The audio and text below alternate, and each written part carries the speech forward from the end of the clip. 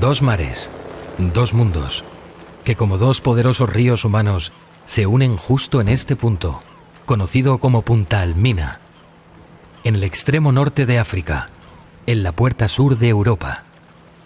Pero, ¿qué es hoy el estrecho? Desde este mar tenemos una visión que en apariencia no tiene mucho de especial. En realidad, lo extraordinario está en la confluencia de un mar y un océano que iba a cambiar el destino y el mundo: el Atlántico y el mar Mediterráneo. El primero, menos denso que el segundo, fluye en el interior, mientras que el agua mediterránea queda en la superficie. Pero, ¿qué es Al-Ándalus? ¿Mediterráneo o Atlántico?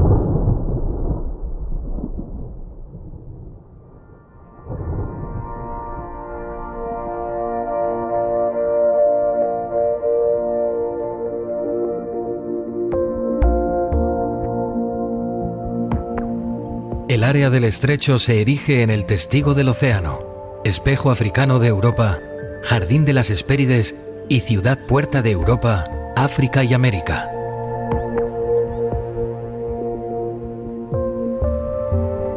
Para los griegos, fue Hércules quien separó Europa de África. Hércules, tras robar las manzanas del jardín de las Hespérides, en una de sus 12 pruebas, vino a descansar a este extremo occidente. Quedaría admirado de la belleza que desprendía lo que en el futuro sería el esplendoroso Al-Ándalus.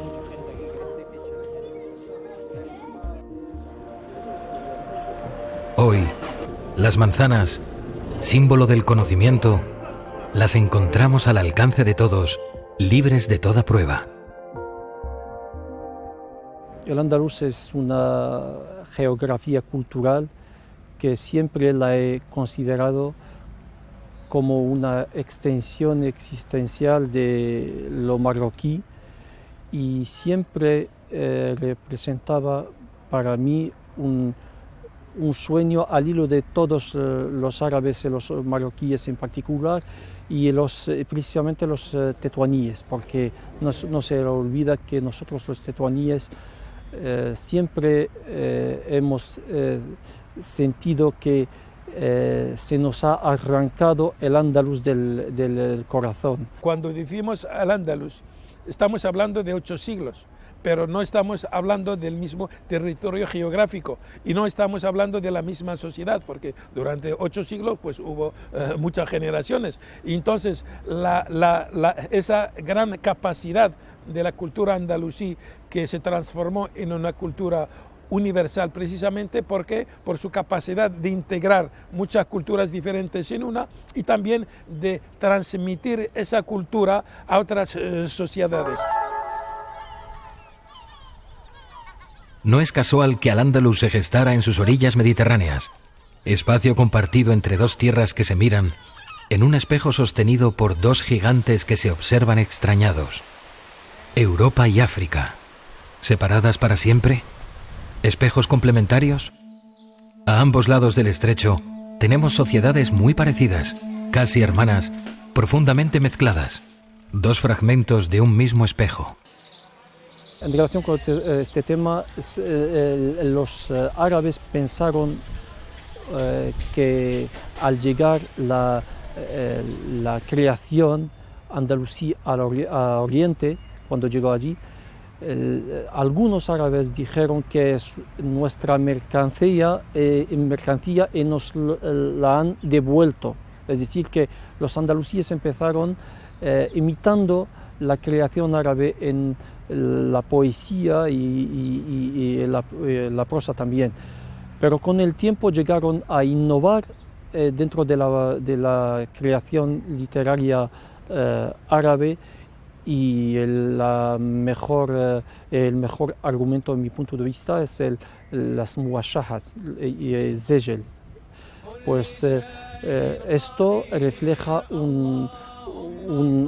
una maduración y una personalidad totalmente diferente de la personalidad árabe. Es una evolución dentro de la cultura árabe. محمد عليه السلام وكم ليلة بت في كربات وكم ليلة بت في كربات يكاد الريلاش والخالق يرزقني نقنط من رزقي لاش والخالق يرزقني أنا. Marruecos es el receptor natural del antiguo Al-Ándalus, concha germinal de lo que pudo haber sido una simbiosis mediterránea sin igual, espacio aguerrido de colores y de sensibilidades tan diferentes como compenetradas en un mundo casi ajeno al nuestro hoy día.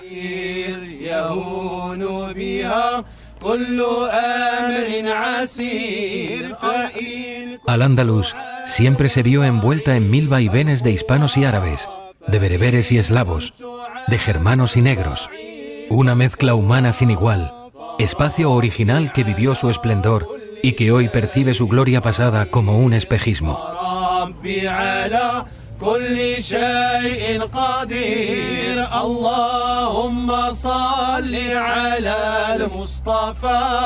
Un Al-Ándalus que nos sugiere un Marruecos actual dinámico y vertiginoso, en sus márgenes corroídos por la fuerza de los años y por la confusión implacable de una globalización que a nadie deja exento. La historia del Al-Ándalus es una historia compartida con Marruecos, porque tanto políticamente como socialmente. Y de hecho el califato omeya ocupó Marruecos, o sea que fue una historia totalmente compartida. En este caso políticamente era Al-Ándalus quien dominaba, pero socialmente pues era una misma sociedad. El califato de Córdoba llegó a ocupar incluso Sisilmasa, que era la ciudad más importante del sur, el extremo sur de Marruecos. Culturalmente, ¿qué sucede? Pues que los almorávides, esos hombres del desierto, en Al-Ándalus se encuentran una cultura mucho más desarrollada que la suya y la adoptan, con lo cual, aunque políticamente dominaba Marruecos, culturalmente Al-Ándalus pasa a dominar por completo Marruecos y entra aquí la cultura andalusí, el arte, la arquitectura, la música, todo pasa a ser andalusí. Un Marruecos nuevo sustentado sobre un pasado que pasa por la antigua Al-Ándalus, tan mítico como real, de fuerzas solapadas, en una vorágine de diversas direcciones, euroasiáticas y africanas, donde la montaña y la llanura, el desierto y el bosque, forman un espacio tan sorprendente como alucinante. Después de los almorávides vienen los almohades, que es otra dinastía bereber, nacida en las montañas del Atlas, con unas raíces absolutamente bereberes y marroquíes, que se imponen como una reforma religiosa, básicamente, son gente muy estrictos religiosamente, pero una vez están en el poder, ¿qué hacen? Pues lo mismo, exactamente lo mismo que los almorávides, es decir, adoptan toda la cultura, todo el refinamiento del Al-Ándalus y pierden ese carácter tan estricto y tan cerrado que tenían en las montañas. Si nos vamos a esas zonas donde había predominado hasta el siglo XIX el arte bereber, pues hoy encontramos que dentro de esas casbas bereberes hay una influencia extraordinaria de decoración andalusí.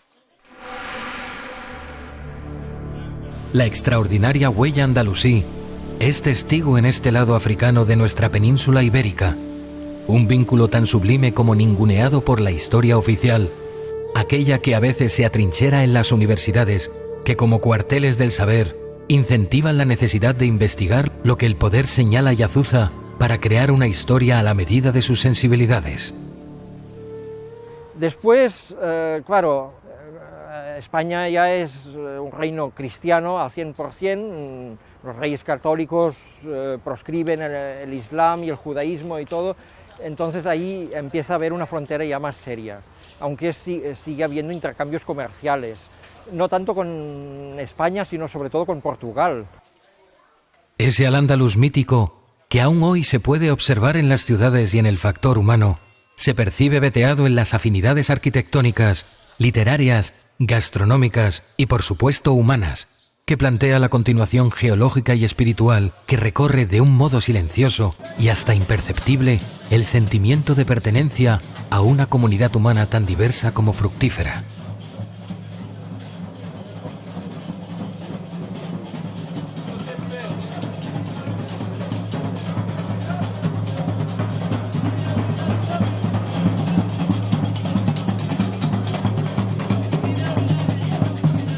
En la península ibérica, la cultura andalusí ha dejado sus huellas, que son los monumentos y es pues, los 3.000 vocablos árabes que hay en el español, y son muchas costumbres. Cuando vemos en una romería en Al-Ándalus cómo llevan a la Virgen a cuestas, eso es exactamente una copia de cómo se hacen las bodas en Marruecos. Esa Virgen cristiana de Al-Ándalus no es nada más que una virgen, es decir, una novia que es virgen y que va a dar su virginidad a su novio. Es eso lo que se está representando. Entonces, eso son las huellas que Al-Ándalus ha dejado en España. Y en Marruecos, es que Marruecos prácticamente es Al-Ándalus. Al-Ándalus son sus raíces. Ahí tienen todo. Su forma de hablar, su música, su forma de cocinar, su forma de relacionarse, incluso esa tolerancia hacia otras culturas. Todo eso les viene de Al-Ándalus. Entonces es el espejo, o más que el espejo, es su pasado en el que se miran.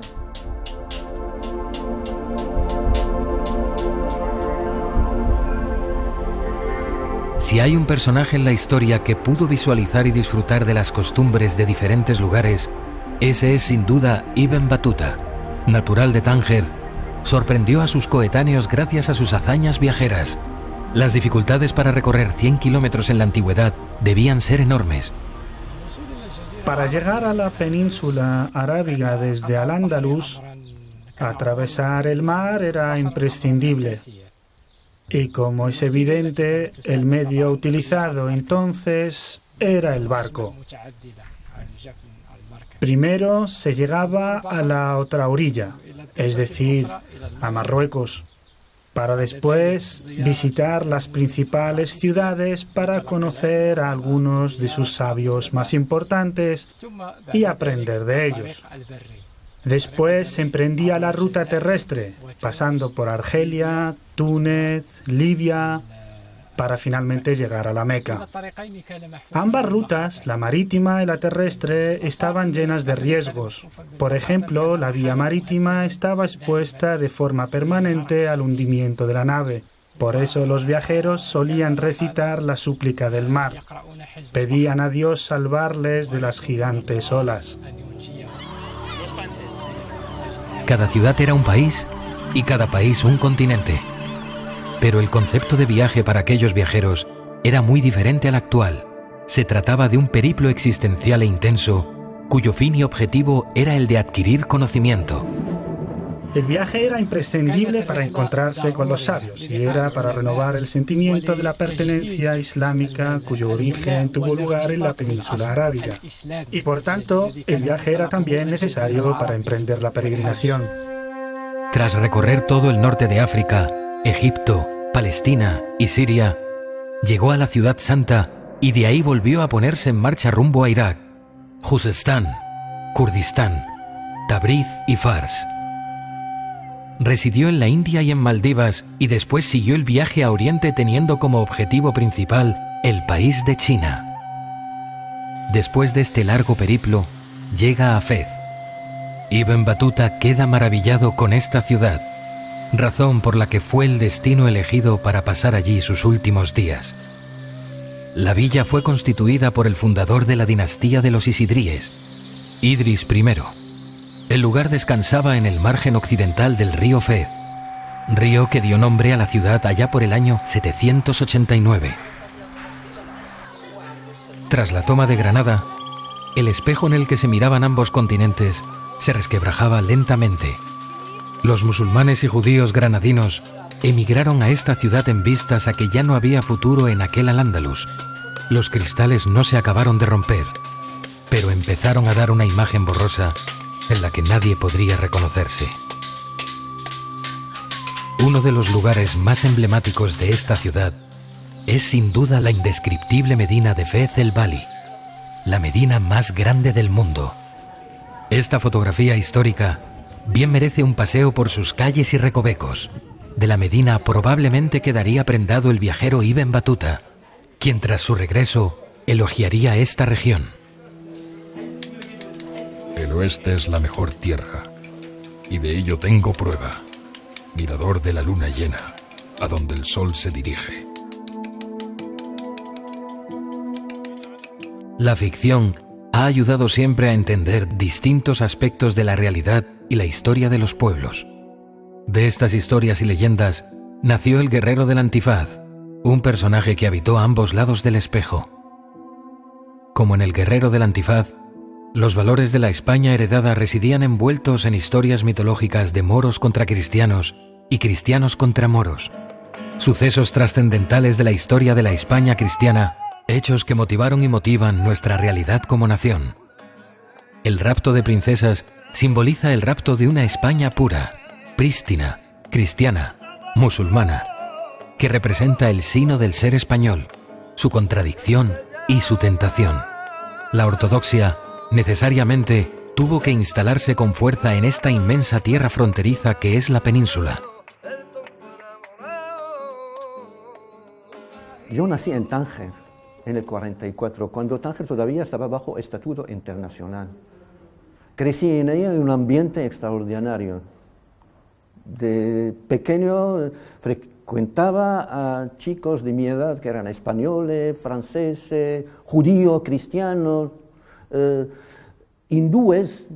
Había de todo en esta ciudad, una mezcla tremenda. Si un español, digamos, de Andalucía viene a Tetuán, entra en la Medina de Tetuán, que fue proclamada Patrimonio Cultural de Medina, ve sus monumentos, ve sus calles, ve sus casas privadas, ve el ambiente que hay. Es como una continuación de Al-Ándalus, que Al-Ándalus está viva ahí. Y lo que es fabuloso en los andalusíes, estaban conscientes de su cultura, como si sabían que lo material no va a durar, los estados desaparecen. Vivo en una familia marroquí musulmana de origen rifeño y me casé con esta señora que tiene antepasados andaluces.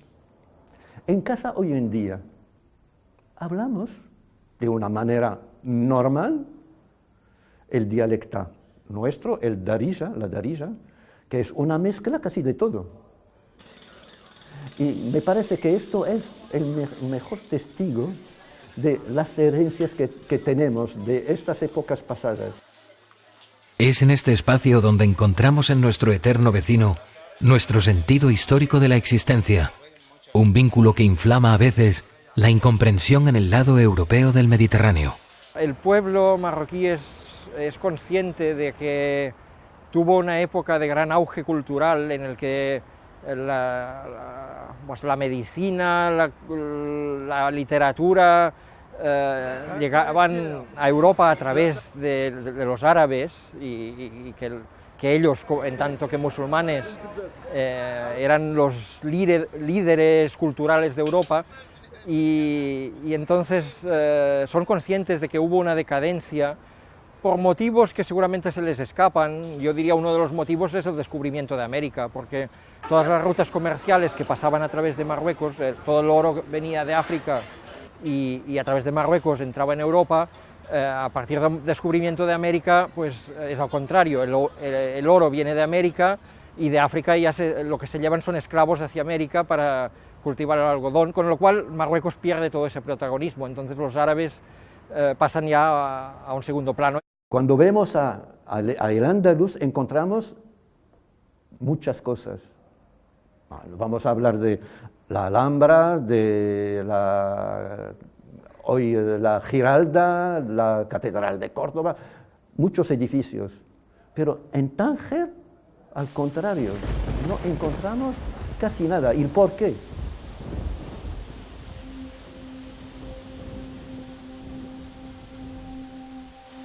Ibn Battuta no fue el único musulmán interesado en conocer otros mundos y lugares.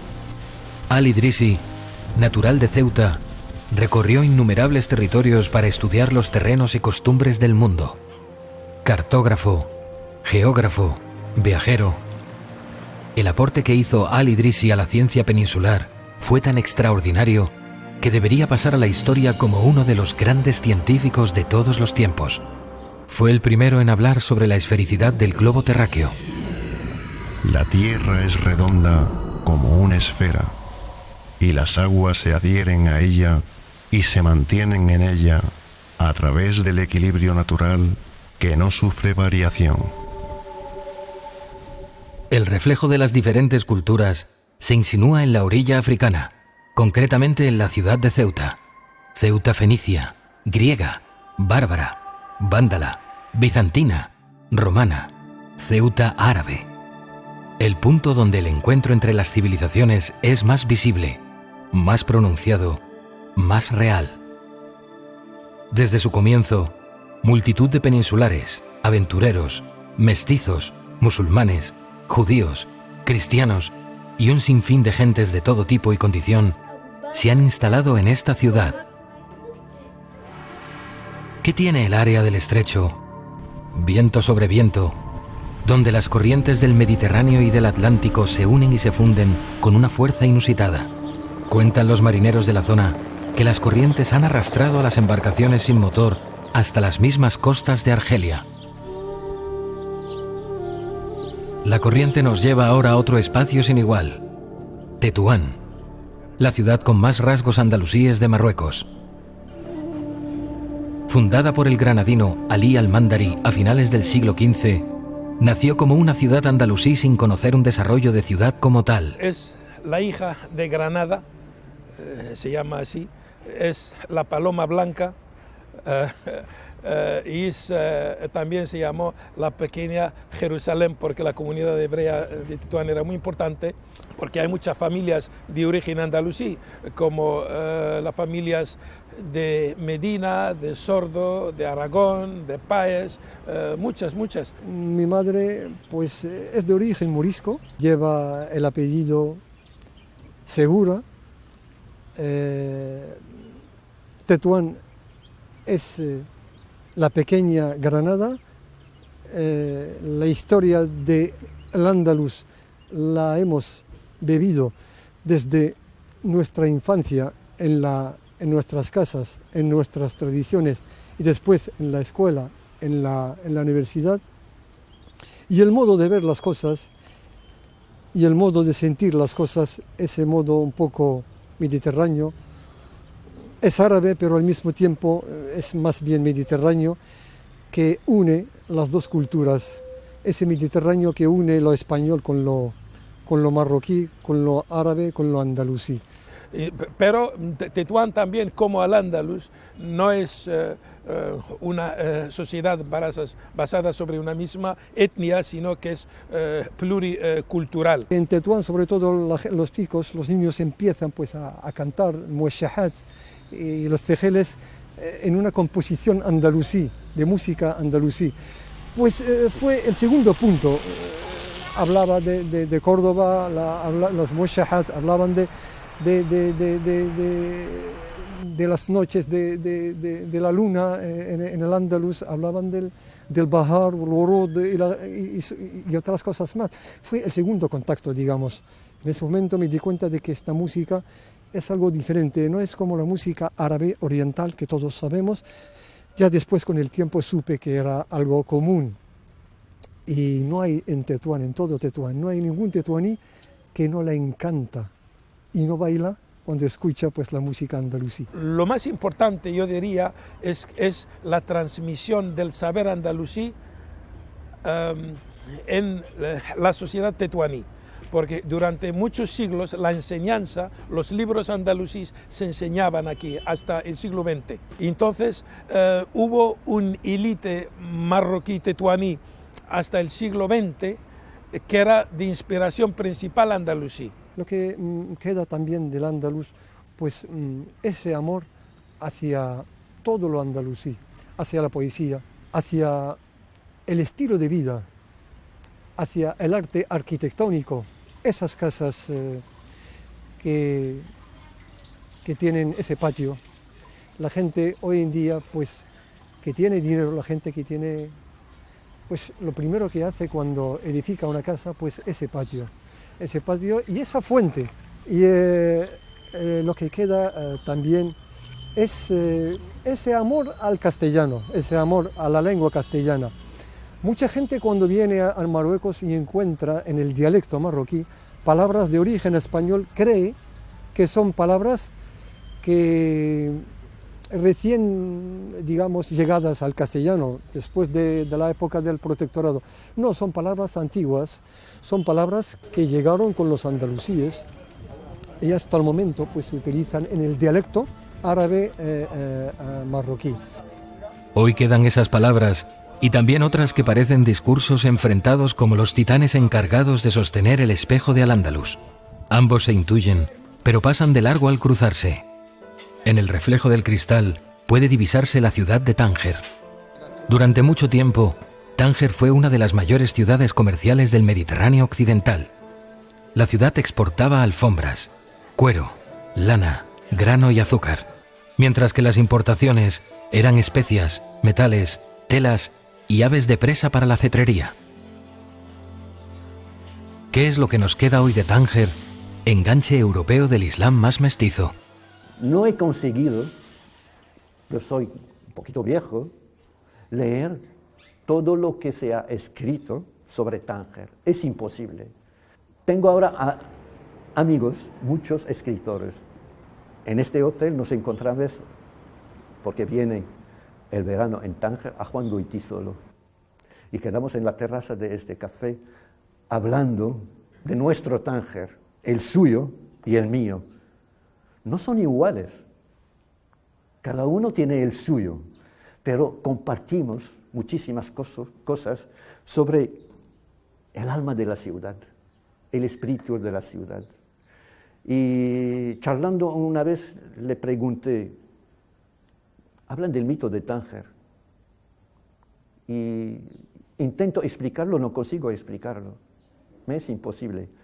Y me dice, me parece que el mito de Tánger es su belleza, que a pesar del paso del tiempo no hemos conseguido destrozarla. Nosotros los humanos sigue resistiendo. Tánger es aquella ciudad que se alimentó de un mito, íntimo y profundo, como una mezcla romántica de un oriente en occidente. Es así como la mitología oficial occidental la ha construido. Intuimos que en la actualidad los tangerinos no tienen conciencia de ello. El mito está aquí, pero sus realidades son estas que vivimos hoy en día. Figúrense, el guardia del faro de Tarifa nunca cruzó el estrecho. El mito de Al-Ándalus no se puede entender sin nuestra fusión africana. Muchos son los poetas que revitalizan Al-Ándalus y mantienen el ascua viva. ¿Qué podemos y cómo entender este extraordinario imperio del alma si no es con el espejo y el mundo complementario de la otra orilla? La posibilidad de entendimiento entre los dos pueblos, las dos orillas, esto es lo que nos importa en la actualidad. Tenemos que crear lazos entre la gente que supera las relaciones entre gobernantes. Los que fueron en el 711, ¿llevaban con ellos mujeres? No. Fueron hombres y no se casaron, no han tenido mujeres. Yo los veo a vosotros y les llevo en un café, les confunden con la gente que está ahí. No hay diferencia. Me parece que en eso tenemos, en esta dirección. Somos iguales y tenemos que comportarnos como hermanos. Tengo la esperanza de que poco a poco podamos ir inculcando a la gente una mentalidad de aldea, o sea, que aprendan a compartir, a no identificarse como contrarios por el hecho de tener una religión diferente o una lengua diferente, pensar que el otro es el contrario. Dos mares, dos mundos, que como dos poderosos ríos humanos se unen en un punto. ¿Qué es Al-Ándalus? Al-Ándalus es Mediterráneo y Atlántico.